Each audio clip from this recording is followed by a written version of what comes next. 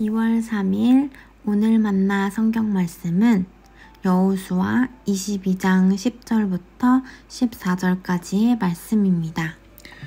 그들이 가나안 땅의 요단강 가까이에 있는 그릴롯에 이르렀다. 르우벤 자손과 갓 자손과 동쪽의 므낫세 반쪽 지파가 요단강 서쪽 지역의 강가에 단을 쌓았는데 그 단은 보기에 아주 큰 단이었다. 이스라엘 자손이 이 소식을 듣고 말하였다. 르우벤 자손과 갓 자손과 동쪽의 므낫세 반쪽 지파가 우리들이 있는 요단강 서쪽 지역의 강 가까운 그릴롯에 단을 쌓았다. 이스라엘 자손이 이 말을 듣고 온 회중이 동쪽 지파들에게 대항하여 싸우려고 실로에 모였다. 이스라엘 자손은 엘르아살의 아들인 비느하스 제사장을 길르앗 땅에 있는 르우벤 자손과 갓 자손과 동쪽의 므낫셋 반쪽 지파에게 보냈다.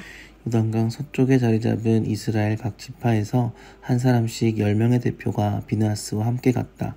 그들은 각기 이스라엘의 천천만만 백성의 가문을 대표하는 사람들이었다. 아멘. 오늘 만나주시는 하나님을 기대합니다. 구별을 위한 경계는 필요합니다.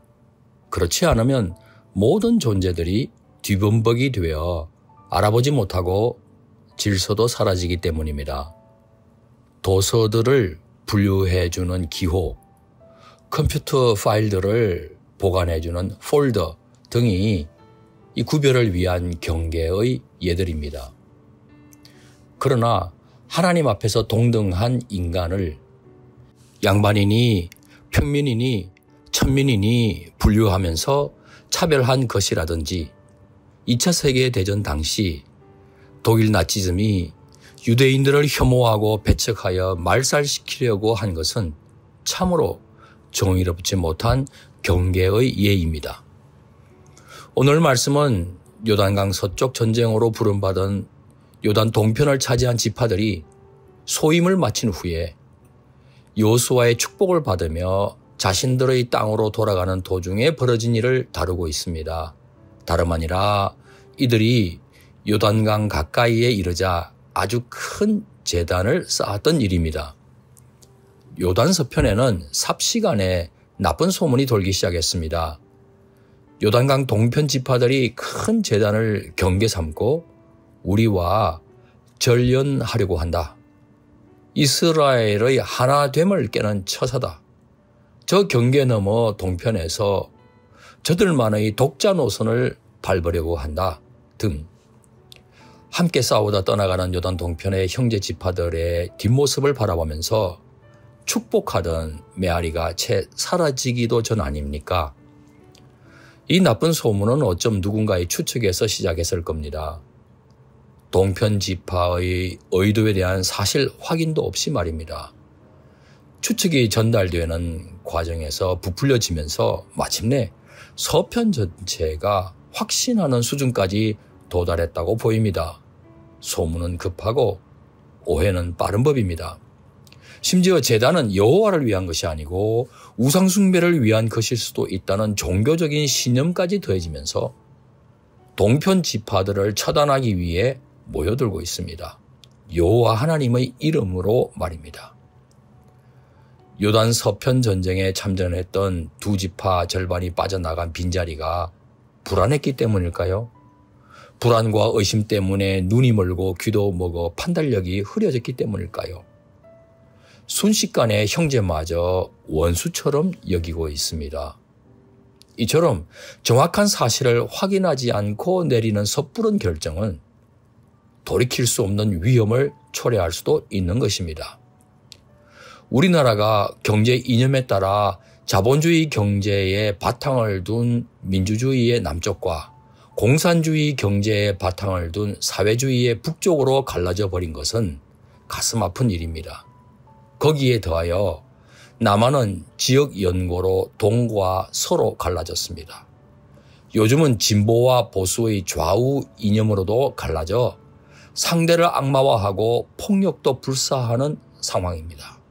마치 오늘 본문처럼 요단 동편과 서편의 이스라엘 내전 일보 직전과 같습니다. 다행스럽게도 여호수아는 제사장 엘르아살의 아들 비느하스를 진상조사 단장으로 삼고 서편의 지파별로 각 한 명의 천부장을 단원으로 구성하게 했습니다.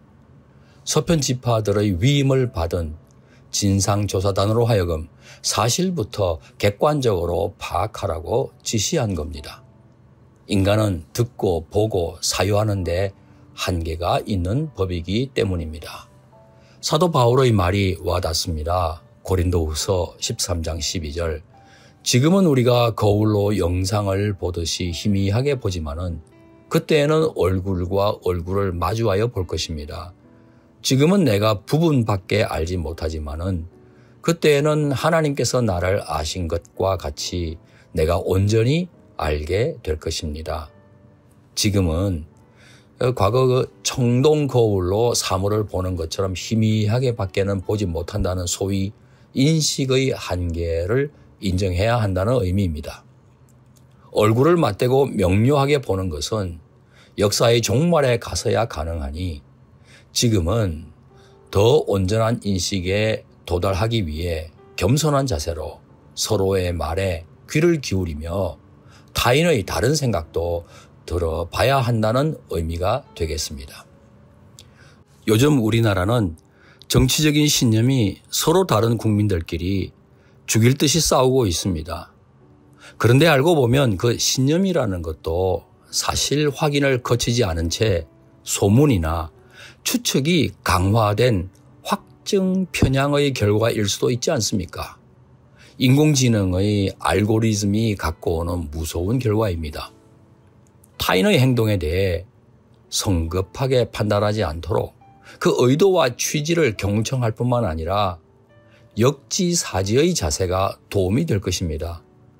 경솔하게 추측하거나 사실도 확인하지 않은 영상이나 문자 내용을 퍼나르는 것은 어리석은 모습입니다. 이를 멀리 하시는 높은 더 성도 되기를 축원합니다. 기도하시겠습니다. 주님, 다름에 대해 서로 원수처럼 적대시하는 세상이 되었습니다. 성급한 판단을 내려놓고 객관적인 사실과 참된 진리를 겸손하게 찾아 나서는 성도가 되게 하옵소서. 귀하신 예수님의 이름으로 기도합니다. 아멘. 이제 두 가지 제목으로 함께 기도하겠습니다. 첫째, 오늘의 말씀을 따라 기도하겠습니다.